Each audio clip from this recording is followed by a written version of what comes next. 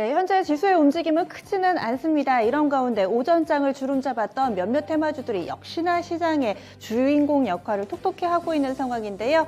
그럼 지수부터 점검하겠습니다. 현재 코스피 지수입니다. 보합권을 계속해서 왔다 갔다 하고 있는 상황인데요. 현재도 상승불은 들어와 있지만은 상승 탄력이 강하지는 않은 모습입니다. 0.02%의 상승이었다가 말씀드리는 순간에 또 하락으로 전환되기도 하는데요. 2676.43포인트, 전일 종가 수준에서 오가는 모습만을 띠고 있습니다.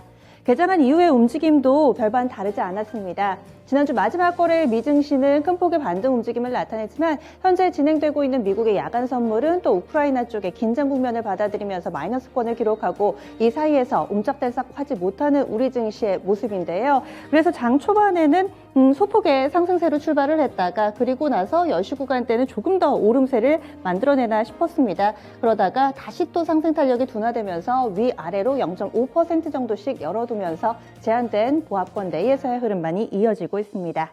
다음은 업종별 동향 이어가겠습니다. 현재 상승하는 업종 먼저 보시죠. 시장에서 단연 두각을 나타내는 쪽, 바로 전기가스 섹터와 기계입니다. 오늘 장에서 주인공이 되는 이 두 개의 섹터는 원전이라는 키워드를 누가 더 많이 가지고 있나, 그리고 에너지 관련된 종목군들이 있는지 없는지에 따라서 이렇게 업종 간 희비가 엇갈리고 있는데요. 그 가운데서 전기가스는 아무래도 천연가스 관련된 종목군들이 상승세를 만들어내고 있고요. 여기엔 또 몇몇 원전주들도 포함이 되어 있습니다. 업종 지수는 더 올랐네요. 거의 6% 육박하는 급등세를 띠고 있습니다. 다음은 기계 섹터입니다. 기계 섹터에는 원전주들 상당히 많이 포진되어 있고요. 또 대표적으로 두산그룹주들이 대거 포진해 있습니다. 업종 지수 현재 5% 가깝게 오르면서 두 개 섹터가 가장 강한 상승세를 띠고 있습니다. 건설, 의약, 섬유, 의복 순으로 그 뒤를 잇고 있습니다. 하락 섹터 보시죠.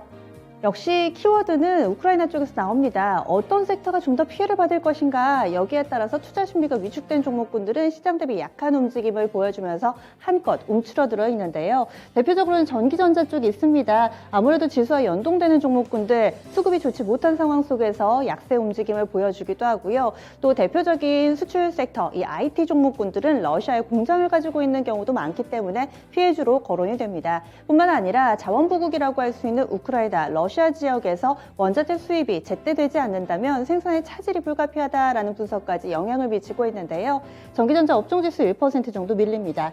음식료품 0.81% 하락하는데 대표적으로 러시아 쪽의 매출 비중이 높은 오리온, 낙폭이 좀 깊게 나타나고 있고요. 증권, 운수창고, 운송장비 순으로 약세 흐름 띠고 있습니다. 이번엔 코스닥 넘어가 보겠습니다. 상대적으로 요즘 들어 대형주보다는 중소형주들이 조금은 나은 흐름을 보여주고 있고요. 시장 전반으로 봤을 때도 유가증권 시장보다는 코스닥이 좀 더 낮습니다. 현재 지수는 전고일 대비 0.4% 오르는 수준 보여주고 있고요. 876.43포인트 기록하고 있습니다. 개장한 이후의 흐름 보시죠. 약보합권으로 출발했습니다. 시작점은 870선에서 형성됐습니다. 그러다가 880선 정도까지 10시 구간대 오름세를 보여줬었거든요. 880에서는 어느 정도 저항에 부딪혀서 이후에는 강보합권 부근에서의 속도 조절을 하면서 플러스권을 안정적으로 유지해 나가고 있습니다. 이번엔 특징적인 섹터로 넘어가 보겠습니다. 오늘은 뭐니 해도 원전의 날이 아닐까 합니다. 원전 관련해서는 각 국에서 상당히 좀 호재성 뉴스를 내놓고 있는데요.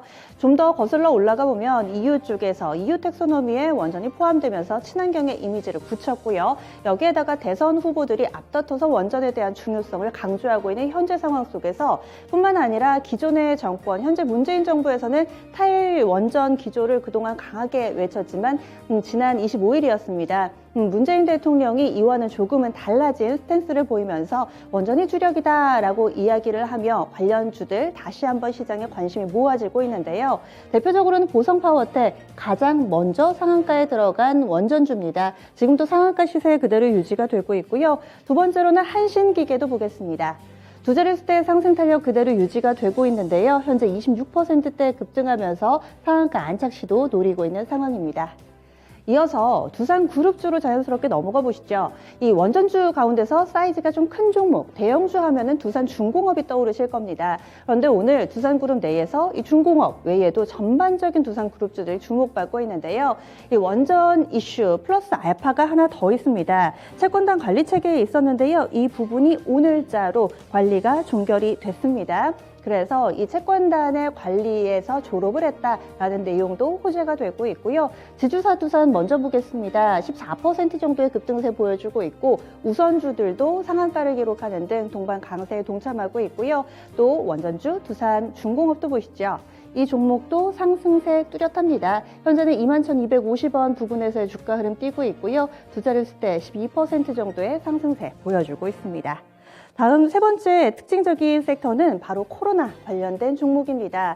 코로나 확산세 여전한 모습이고요. 우리의 일상생활 속 대처가 조금은 달라졌습니다. 코로나가 빠르게 확산되면서 하지만 이와 관련해서 치료제에 대한 문턱도 조금은 낮아진 모습인데요. 자가치료가 좀 더 활발해지면서 기존의 약을 활용하려는 움직임이 뚜렷하게 나타나고 있습니다. 대표적으로는 JW 중외제약에서 관절염 치료제로 당초에 만든 악템라라는 약이 있는데요. 이것을 다음 달 1일부터 만 2세 이상의 코로나19 중환자에게 투약할 때 이 요양급여가 인정될 것으로 알려졌습니다. 좀 더 이렇게 적용 범위가 확대되는 모습 가운데서 JW 중외제약이 오늘장의 수혜주로 좀 분류가 되고 있고요. 현재 주가는 10% 정도 오름세 보여주고 있습니다. 치료제에도 조금 더 빠른 젠걸음을 보여주고 있는데요. 신풍제약이 대표적입니다. 신풍제약에서 만드는 코로나19 치료제 이름 피라맥스죠. 이 약의 임상 결과가 꽤 좋았다라는 분석이 나오면서 오늘장 주목받습니다. 21%대 급등세 띄고 있습니다. 마지막으로 하나 더 보시죠.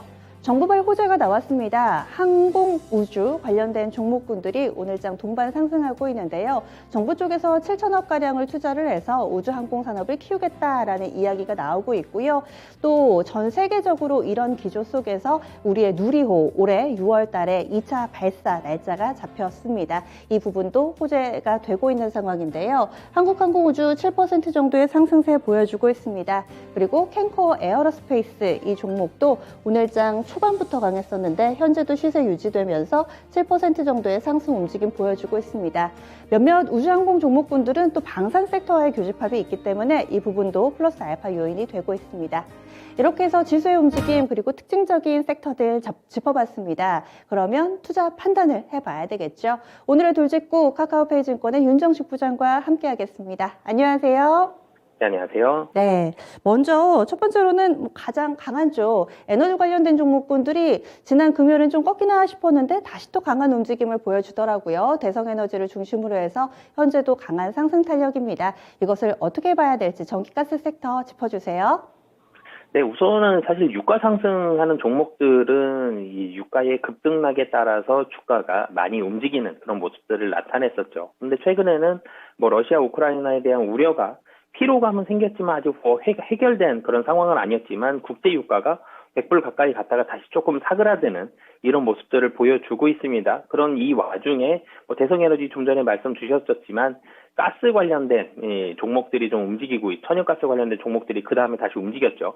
대표적으로 뭐 조선주도 움직였었고요. 이런 종목들이 움직이다가 오늘 같은 경우는 국내에 뭐 전기가스의 가장 대표적인 회사들 한국전력과 한국가스공사가 강하게 움직이고 있습니다.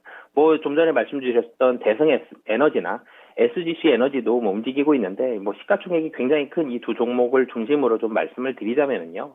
한국전력 같은 경우는 사실은 적자가 확대가 된다라는 분석이 나왔습니다. 금년 같은 경우 적자가 더 큰 폭으로 확대가 되기 때문에 실적이 좋지 않다라는 얘기가 나왔지만 그런데도 이 증권사에서는 추천을 하는 경우들도 많고요. 그리고 주가도 좀 강하게 오르고 있고요. 무엇보다 기관에서 굉장히 좀 많이 사고 있습니다. 특히 투신 같은 경우는 오늘까지 9거래일 연속 강하게 순매수를 하고 있고요. 연기금도 이 연속은 아니고 중간에 좀 비는 날이 있었지만 금액 자체로는 투신보다 더 많은 금액을 연기금에서 매수를 하고 있습니다. 그리고 오늘 같은 경우는 기관보다 외국인이 더 많이 또 매수를 하고 있고요. 이 가장 큰 이유는 첫 번째로는 이 저가 매력이 좀 부각이 되는 부분들이 있습니다. 최근에 이 가격적인 메리트가 굉장히 중요하다라는 말씀을 제가 많이 드렸었는데 우선 가격이 쌉니다. 전기가스는 대체적으로 좀 많이 하락을 했었기 때문에 가격적인 메리트가 굉장히 크고요. 그리고 이 한국가스공사 같은 경우는 좀 더 심화되는 부분들이 있는데 고유가에 대한 수혜입니다. 이 일반 정유업체들과 마찬가지로 이 유가, 그러니까 원유들을 보유를 하고 있는 물량들이 있는데요. 이 물량들이 가격이 떨어지면 차손이 나고요. 이번에는 이 이익이 발생을 하게 되는데 이 이익이 발생되는 금액이 수천억 원대에 이르거든요. 이런 이런 부분들에 대한 뭐 분석이 레포트가 최근에 나왔었고, 그리고 고유가에 대한 수혜다라는 부분들 이 발생이 되면서 한국가스공사까지 좀 올라가고 있는데 가장 큰 이유는 좀 전에도 말씀드렸지만 가격이 쌉니다. 가격이 싼데 지금 가격은 이 실적보다는 더 많이 떨어진 가격이기 때문에 가격적으로 메리트가 있다라고 이해해 보시면 될 것 같습니다. 네. 그래서 이 전기가스 섹터에 대해서 체크를 해주셨고, 좀 전에 유가에 대해서 상당히 좀 비중 있게 이야기를 해주셨는데요. 유가 상승기에 항공주들은 사실은 피해주잖아요. 그리고 또 현재 지정학적 리스크 때문에 몇몇 노선에 대한 운항이 중지되면 또 이 부분도 피해를 볼 것 같은데, 한편으로는 리오프닝 수혜주들은 봐야 된다. 그리고 또 화물 수요는 증가할 것이다. 호황제가 좀 섞여 있어서 이럴 땐 투자 판단이 좀 힘듭니다. 항공주에 대해서는 어떻게 봐야 될까요?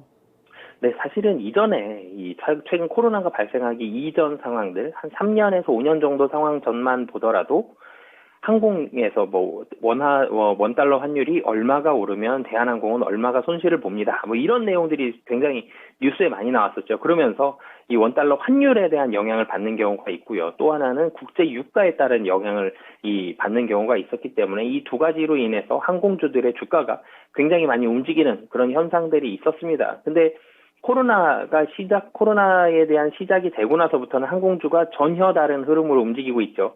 우선 첫 번째로는 국제 유가의 영향을 별로 받는 모습이 안 나옵니다. 왜냐하면 최근에는 많이 올랐지만 그동안 국제 유가가 너무나도 낮은 수준에 있었고, 그리고 이 국제 유가가 영향을 받으려면 많이 실어 날라야 되는데, 물론 대한항공과 아시아나항공은 화물로 인한 수요가 굉장히 많았습니다. 그러면서 화물에 대한 운임, 이 부분이 매출과 영업이익으로 연결되면서 굉장히 좋은 실적을 거뒀지만, 저가항공들 같은 경우는 외국으로 수송하는 이 여객 수송이 굉장히 많이 줄어들었기 때문에 유가의 영향을 상대적으로 좀 덜 받았었거든요. 그런데 이제는 달라진 모습이 나옵니다. 첫 번째로는 실적이 너무나도 좋습니다.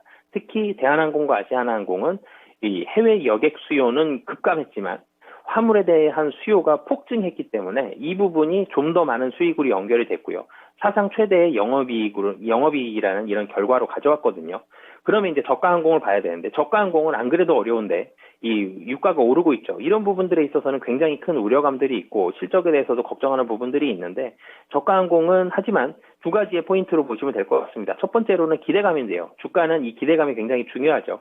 이 기대감에 있어서 국내 제주도 노선으로 버티고 있었던 이 저가항공, 이 LCC들이 해외 여행이 이제는 재개가 됐죠. 그리고 이 자가격리 기간이 없어진다라면 굉장히 해외 여행객 수에 있어서는 폭증할 가능성이 굉장히 높습니다.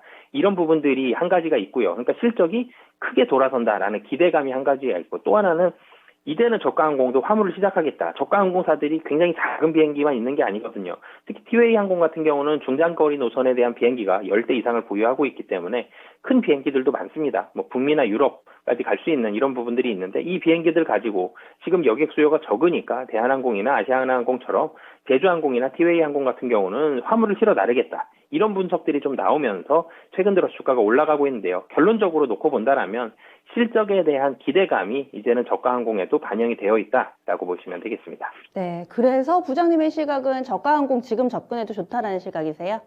네, 사실 대한항공과 아시아나항공은 너무 많이 좀 올라 있다라는 생각이고요. 저가항공 같은 경우는 워낙 기대감이 크고, 그리고 그 기대감이 현실이 될 가능성이 매우 높기 때문에 지금 바닥권에서 올라온 지 얼마 되지가 않았죠. 그렇기 때문에 지금 자리도 매력적이고, 저가항공 같은 경우는 충분히 좋은 자리다라고 보여집니다. 네, 그동안에 이 귀한 점심시간을 내주셔서 돌직구 전략에서 깨알같은 전략 많이들 알려주셨는데요. 오늘 이 시간에는 마지막 시간입니다. 그래서 투자자분들께 이것만은 꼭 주식 투자를 하는 데 있어서 기억을 하고 가자, 이런 게 있다면 돌직구 전략으로 세워주세요. 네, 항상 주식이 트렌드가 있습니다. 주식 시장에 코로나가 시작이 되고 3월 정도 폭락을 했을 때 다시 올라갈 때는 유동성이 굉장히 좋았죠. 그래서 꿈이 있는 주식들 많이 상승을 했었고요. 근데 최근에는 이제는 다시 실적으로 돌아오는 모습들을 보여주고 있습니다.